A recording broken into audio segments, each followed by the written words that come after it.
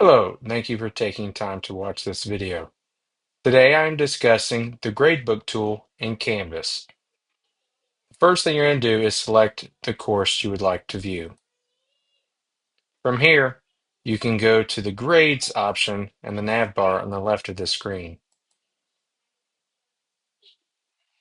Now when you get here, if you have any students enrolled or any assignments, you will be able to view that in the Gradebook. You can also select different styles of a Gradebook. For now, we'll stay with traditional. On the far right, you will see the settings icon. You can select this and make adjustments for your grading policies, such as the grade for missing submissions and deductions that can be automatically applied to their grade. You can choose to automatically post the grades or change it to manually post the grade. You can also do a final grade override. And then there's options for viewing.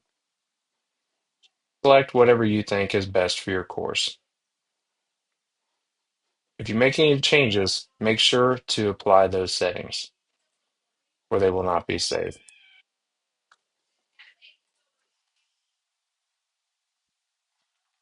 Now, let's take a moment to look at some of the gradebook options, such as the individual gradebook. You have options in here that you can change if you so desire.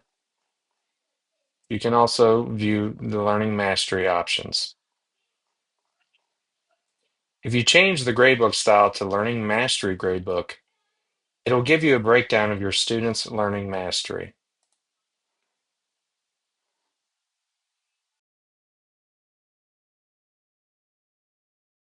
Thank you for taking time to watch this video.